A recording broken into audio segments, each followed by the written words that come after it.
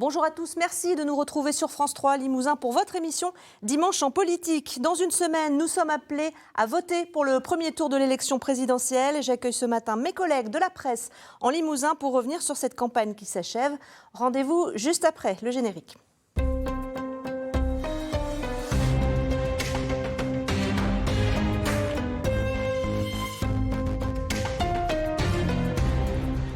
Dans une semaine, le 10 avril, nous sommes donc appelés à voter pour le premier tour de l'élection présidentielle. Dans Dimanche en politique, nous revenons ce matin sur une campagne électorale inédite, perturbée à la fois par le Covid et par la guerre en Ukraine.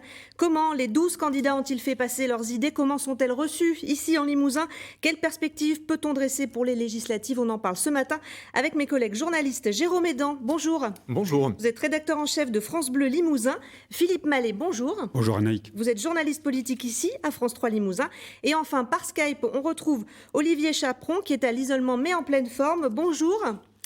Et bonjour. Merci beaucoup d'être avec nous. Alors, première question à chacun d'entre vous. Comment est-ce que vous la qualifieriez, cette campagne? Je précise que nous enregistrons cette émission vendredi après-midi, au cas où il se passe des événements durant le week-end. Qu'est-ce que vous diriez de cette campagne, Jérôme ? Alors atypique évidemment, inattendu bien sûr, déjà marqué avant les événements qui ont frappé le monde par la guerre en Ukraine, par les questions de pouvoir d'achat, intensifié évidemment par ça. Et cette campagne détournée de son intérêt principal que sont les questions et les problèmes franco-français et franco-limousin pour parler de la région, par la guerre en Ukraine. Du coup c'est difficile pour des candidats qui se cherchent ou qui veulent prouver leur stature présidentielle de s'immiscer là-dedans, notamment face à un président déjà en exercice, candidat certes, mais qui a, on le sait, cet avantage d'être déjà au pouvoir, notamment dans un conflit international comme on le connaît. Et d'être chef de guerre. Philippe Mallet, vous la qualifieriez comment, cette campagne ? 11e campagne présidentielle depuis 1965. C'est une étrange campagne. Avec ce basculement en février de la guerre en Ukraine et cette prédominance du pouvoir d'achat qui cache bien d'autres items, bien d'autres choses derrière, comme la question, peut-être on y reviendra, Anaïk, de la démocratie représentative, du rapport au pouvoir, etc. C'est une campagne où il y a ces deux étés noirs que sont la crise du Covid et la guerre en Ukraine, qui fait qu'on est un peu étouffé.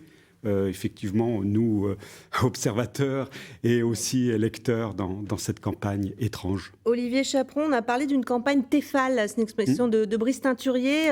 Il n'y a rien qui imprime vraiment, d'après vous, c'est le même constat que vous faites ?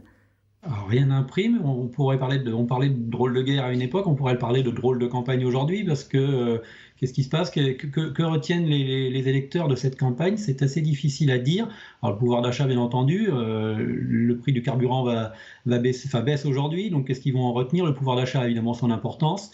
La guerre favorise le président sortant, même si évidemment, on peut regretter, et tout le monde le regrette, ce conflit, mais finalement elle le sert parce qu'il monopolise. Il est l'homme qui parle à Poutine, même si ça ne sert pas à grand chose, mais il a une légitimité et du coup il assure une forme de sécurité pour les Français. Quelque part il est le protecteur, donc forcément ça joue en sa faveur, ça dessert les candidats qui n'ont pas cette posture cette posture internationale et puis cette faculté à peser internationalement, donc oui, elle est vraiment très étrange. Alors on va passer en revue les divers candidats, mais d'abord une dernière question sur les risques d'abstention qui risquent donc d'être élevés. Philippe, on peut parler même de vote intermittent, c'est ça ? Oui, parce que effectivement, il y a dans cette campagne de la résignation, il y a un manque d'intérêt, et plus ça va, si on regarde les enquêtes d'opinion du Cevipof avec Jean Jaurès pour Le Monde notamment, sur 12 500 personnes, c'est pas rien. Oui, c'est assez représentatif. Ouais. Donc on voit effectivement un risque d'abstention record et certainement beaucoup plus important que l'abstention qu'on avait connue il y a très longtemps avec Power et Pompidou en 1969. Mais c'est vrai que derrière, il y a ce vote intermittent ou intermittent de ces électeurs qui sont stratèges et qui votent ou votent pas, votent pour l'un ou l'autre, ce qu'on appelle en sciences politiques des électeurs labiles aujourd'hui. Et ça, c'est un gros risque pour cette campagne électorale et ça brouille les pistes. Jérôme Edan, sur les reportages que vous faites, vous vous en rendez compte que finalement, Est-ce qu'ils vont voter, est-ce qu'ils ne vont pas voter? Les gens n'ont pas forcément pris leur décision actuellement. Non. En effet, c'est encore très, très volatile, même si les enquêtes d'opinion montrent que la tendance, elle est quand même à l'abstention, comme on le disait à l'instant. On a rencontré notamment, lors de la campagne de l'Union populaire, puisqu'il y avait 3 têtes d'affiche de l'Union populaire cette semaine à Limoges, qui sont allés à la rencontre justement des jeunes dans les quartiers de Limoges, notamment à Beaubreuil. Des jeunes qu'on peut penser très très loin des urnes et qui en fait avaient une vraie écoute et un vrai regard, non seulement dans l'échange direct avec les représentants du candidat Mélenchon, mais aussi sur l'ensemble de la campagne. Alors pas forcément évidemment en détail et en profondeur, mais pas inintéressés, je dirais. Voilà, la petite nuance, c'est... Pas totalement décroché. Alors, on parlait déjà d'Emmanuel Macron en début d'émission. On va continuer un petit peu. Donc, il est venu en pré-campagne, puisqu'il n'est pas officiellement candidat au mois de janvier. Il a passé 2 jours en Creuse, puis en Haute-Vienne. On va en revoir quelques images. Olivier Chaperon, il était donc déjà en campagne, sans le dire, finalement. On peut dire ça ? Ah oui, mais la campagne est déjà lancée depuis un petit moment pour lui. C'était une force que d'ailleurs ont exploité les présidents précédents, de ne pas se déclarer immédiatement, d'attendre. On l'a vu d'ailleurs pour les autres campagnes. Moi, je pense au régional notamment, où les candidats ont fait exactement la même chose. Ils se déplacent, ils occupent le terrain, ils annoncent indirectement leur programme. Via des mesures qui vont être appliquées plus ou moins rapidement. Donc oui, c'est une campagne qui se cachait, effectivement. Philippe Mallet, on parlait de campagne Tefal tout à l'heure où rien n'accroche. Est-ce que vous pensez que l'affaire McKinsey pourrait quand même peut-être modifier cette fin de campagne pour le président sortant ? C'est un élément de campagne. On l'a vu en Charente-Maritime, où effectivement il s'est fait accrocher sur cette question-là. Moi, je pense que ce n'est pas la question principale. Je pense que on entend beaucoup de la réélection de Macron. Comme si elle était acquise. Comme si c'était acquis. C'est loin d'être acquis. D'abord parce qu'une partie de la gauche ne va pas jouer le jeu cette fois-ci. La gauche mélenchoniste que vous avez étudiée. Mais aussi parce que ce serait la première fois qu'un président de la République en exercice hors cohabitation et chef donc de l'exécutif serait réélu. Pourquoi Emmanuel Macron serait réélu alors que les autres n'ont pas été réélus? Point d'interrogation. Et cette question-là, aucun politologue n'est capable de répondre. Et puis enfin, il y a l'effet surprise qui ne joue plus du tout cette fois-ci. Il est en campagne, certes. D'un sortant. D'un sortant, rien d'autre. Pour revenir sur ce que disait Olivier à l'instant, je dirais qu'il est aussi en difficulté aujourd'hui parce que sa campagne est très courte. Il a été empêché de faire campagne. Alors, il a joué. Et il s'est brûlé un peu les ailes là-dessus, puisqu'il a été pris par la guerre en Ukraine, et il est toujours pris dans la guerre en Ukraine. Alors on va parler maintenant de Marine Le Pen, qui est présentée comme sa principale adversaire par la plupart des enquêtes d'opinion. Elle avait tenu un meeting en 2017, Marine Le Pen, à Paja, dans la Haute-Vienne, dans une exploitation agricole. On va en revoir quelques images. Cette fois-ci, c'est différent. Elle n'est pas venue en Limousin, mais jamais l'écart entre Emmanuel Macron et Marine Le Pen a été aussi faible au second tour, dans les projections qui viennent d'être publiées. On est à 52,5 pour le président sortant, 47,5 pour Marine Le Pen. Olivier Chaperon, c'est un peu du jamais vu quand même, cette situation. Oui, c'est un vrai resserrement au second tour. Après, il semble aujourd'hui acquis toujours avec l'incertitude qui peut prévaloir, mais qu'elle sera présente au second tour. Éric Zemmour, qui pouvait éventuellement lui faire de l'ombre, n'est plus là. Le second tour, ce sera un vrai duel. Après, la campagne sera relancée dans un second tour. Emmanuel Macron va devoir affronter directement ses adversaires, ce qu'il ne fait pas aujourd'hui, puisqu'il refuse de débattre avec eux. Là, à un moment ou à un autre, il va bien falloir qu'il aille, je dirais, au contact, qu'il aille s'expliquer devant les Français, devant un adversaire. Et je pense que le débat qui s'annonce ne sera pas le même que celui auquel on avait eu droit il y a 5 ans. La candidate Marine Le Pen ne sera certainement pas dans les mêmes dispositions. Elle s'y est préparée. Je pense que ce sera plus intéressant également pour que les Français se fassent une opinion. Alors, on a tous connu sur ce plateau le scrutin de 2002, il y a 20 ans. La présence de Jean-Marie Le Pen au second tour avait été un choc pour beaucoup de Français et beaucoup de Limousins. L'époque a complètement changé, on peut le constater, hein, Jérôme Hédan. Ça devient un classique, de toute façon, désormais. D'autant plus que Marine Le Pen, elle profite en quelque sorte du positionnement d'Éric Zemmour, qui finalement a participé à la dédiaboliser en prenant à son compte les thèmes les plus, finalement... Les plus radicaux. Oui, les plus radicaux, les plus clivants de l'extrême droite. Et c'est pas un hasard si d'ailleurs il y a ce rééquilibrage qui se fait dans les sondages du premier tour et du second tour sur les résultats. Et d'ailleurs, on l'a beaucoup dit, ça se constate, elle n'a pas grand-chose à faire à Marine Le Pen en ce moment. Oui, c'est ça, Philippe, on en parlait dans le bureau l'autre jour. Effectivement, c'est un peu... Je ne bouge pas. Elle suit les conseils de son père. Oui. Donc ne pas bouger, attendre et voir venir. Elle a fait une campagne très, très, très, très intelligente, très astucieuse, puisque c'est une campagne à bas bruit, sans les médias, ou à part les médias locaux ici et là. Et donc, elle est allée de ville en ville, de village en village, faire des meetings, ou plutôt des réunions publiques, avec toujours cette question du pouvoir d'achat, évidemment, qui cache le programme essentiel de Madame Le Pen, qui est un programme d'extrême droite, et qui est un programme axé sur la question de l'immigration et comment résoudre, selon elle, cette question-là. Alors on va passer à Valérie Pécresse maintenant. Valérie Pécresse qui a fait valoir son ancrage corrézien pendant cette campagne, puisqu'elle a tenu meeting à Brive. Beaucoup de commentateurs disent qu'elle a raté sa campagne, Valérie Pécresse. Est-ce que vous êtes de cet avis, Olivier Chaperon ? Alors elle, pour le coup, elle est vraiment l'étoile qui est montée d'un seul coup et qui est redescendue quasiment aussi vite. Aujourd'hui, bien malin qui pourrait dire quel résultat elle va avoir au final. En Corrèze, ce sera intéressant d'observer s'il y a eu un effet Pécresse, si sa campagne, lorsqu'elle est venue à Ussel, lorsqu'elle a été dans plusieurs communes du plateau là-haut, si ça peut avoir un effet. Bon, elle a fait quelques gaffes aussi, ne faut pas l'oublier. Radour-sur-Glane, c'est bien Audienne, que je sache. Donc bon, c'est difficile. Après, je pense qu'elle va continuer son résultat risque de fragmenter complètement la droite, on y reviendra peut-être, mais là, en l'occurrence, je pense qu'il n'y aura pas vraiment d'effet Corrèze pour Valérie Pécresse, comme on avait pu l'avoir pour François Hollande, évidemment, ou même Jacques Chirac, qui reste ancré. Et pourtant, elle s'est revendiquée, elle s'est affichée avec les soutiens chiraciens de la grande époque. Je ne crois pas que ça marchera cette fois. C'est vrai qu'on lit ici et là que la droite se prépare déjà à l'après. Est-ce que, d'après vous, Philippe, il y aurait un risque d'explosion entre une ligne Ciotti et une ligne plus sociale, peut-être, qui pourrait rejoindre Emmanuel Macron ? Je dirais d'abord, il y a 3 difficultés pour Valérie Pécresse, si je puis revenir par rapport à ce que disait... Revenez donc. Allez-y. D'abord, je ne comprends pas pourquoi la présidente d'Île-de-France n'a pas joué la carte Île-de-France. Ça, c'est étonnant, parce que les provinciaux, comme on dit, ou les régionaux d'ici... Dans les territoires. Ils sont très fiers qu'il y ait l'Île-de-France, Paris, etc. Donc il y a le complexe du Parisien par rapport à la province. Donc aller se rattacher à la Haute-Corrèze, c'est un truc un petit peu bizarre.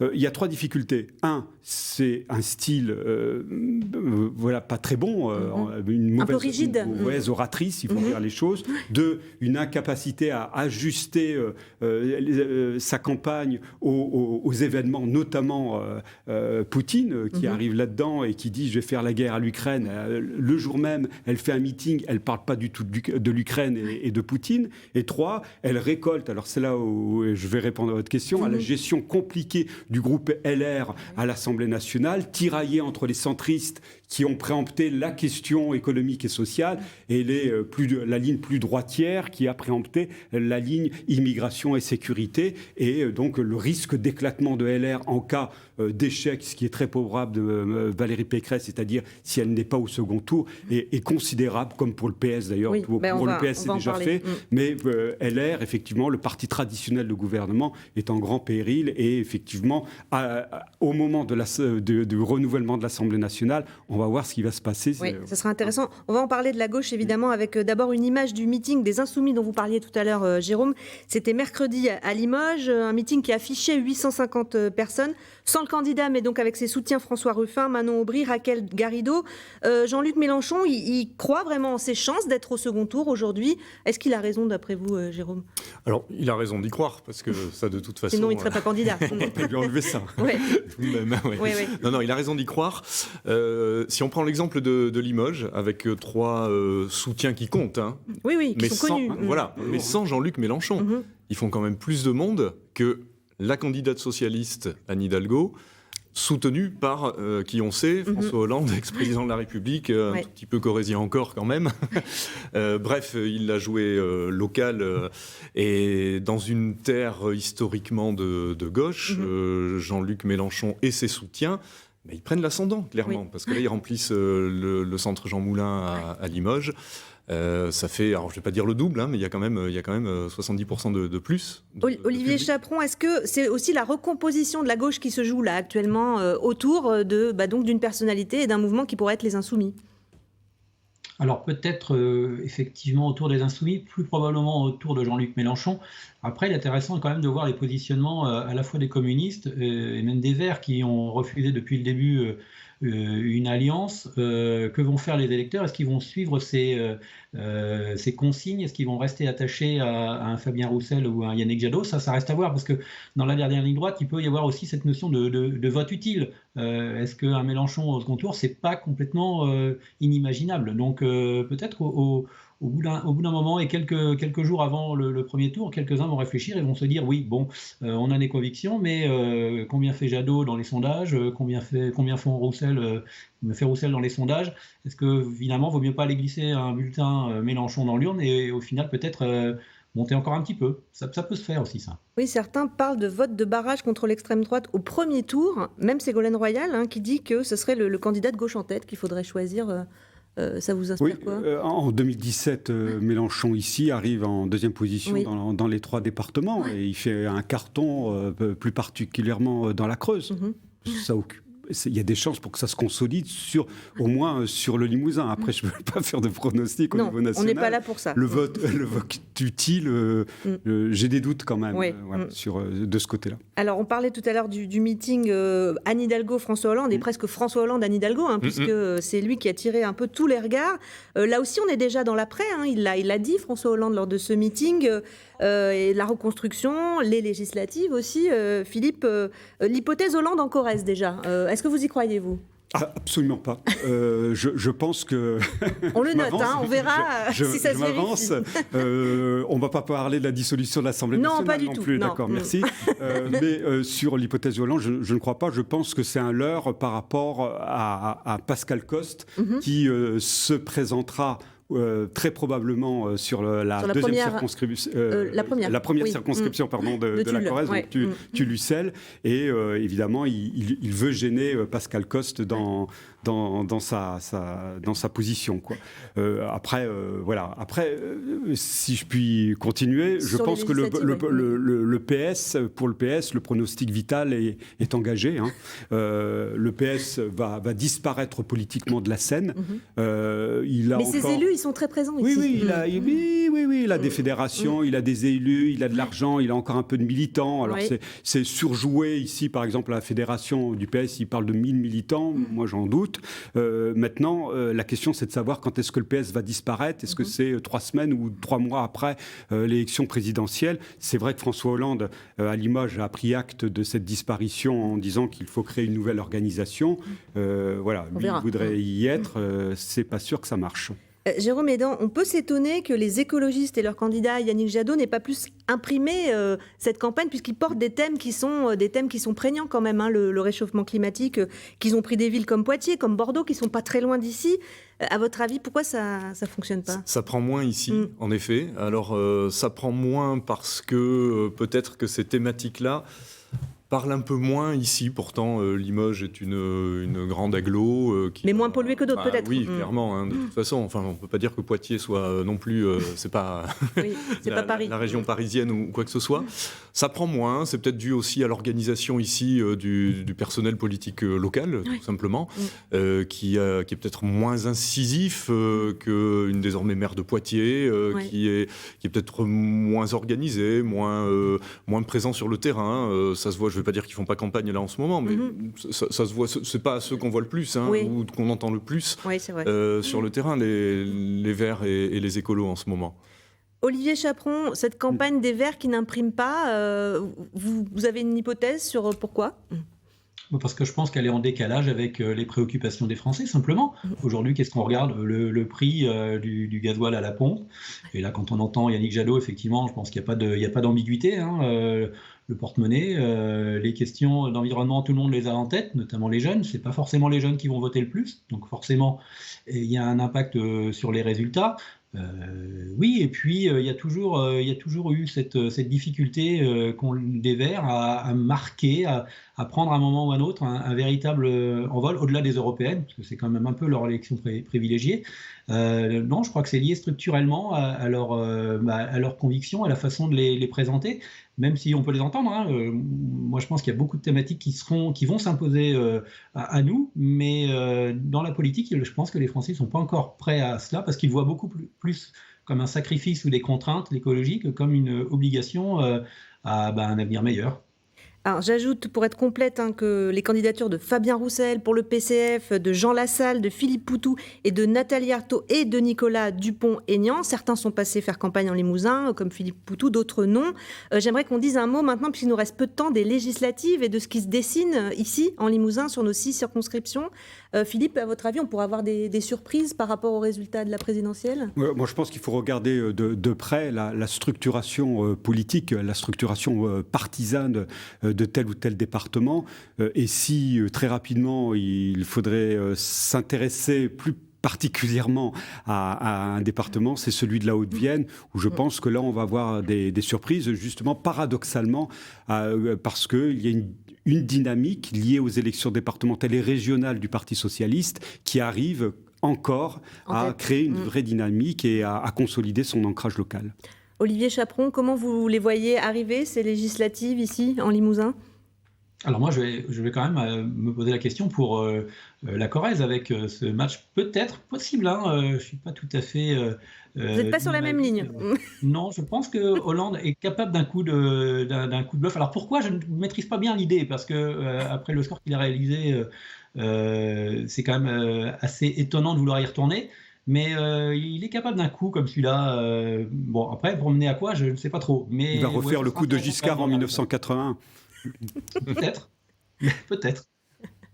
En tout cas, on ressortira la bande de l'émission pour vérifier tout ça. Jérôme Hédan, vous, comment vous les voyez, ces législatives ici? L'ancrage local des députés de La République En Marche, est-ce qu'il va continuer à fonctionner, d'après vous, s'il y a une majorité, enfin, si Emmanuel Macron est réélu? Je suis assez d'accord avec Philippe. Il n'y a plus l'effet de surprise du macronisme. Les 3 députés auviennois de La République En Marche, ils ont été élus sans aucun ancrage local. Et vraiment, alors là, pour le coup, dans la foulée, dans la vague de la présidentielle, dans une logique qu'on connaît constitutionnelle et institutionnelle. Il faut voir quand même, en effet, que le Parti socialiste, tout inexistant qu'il va devenir tel qu'on le voit, il a une forte majorité à l'Assemblée, ne serait-ce qu'à l'Assemblée départementale, ici en Haute-Vienne.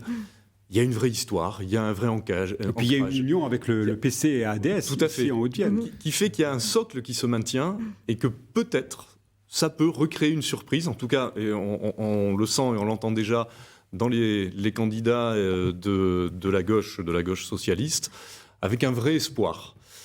Bon, de là à y arriver, parce qu'il y a quand même, on le sait aussi dans ces élections-là, un flux national qui ravage un petit peu les ancrages locaux aussi, mais à ne pas négliger, en effet, cette histoire électorale du PS ici. Est-ce que le risque aussi, si Emmanuel Macron est réélu, Philippe Mallet, c'est qu'il ait une faible majorité ou une mauvaise majorité par la suite ? Il peut, de toute façon, enfin une mauvaise majorité, je ne sais pas, de toute façon... Fragile, une majorité fragile peut-être.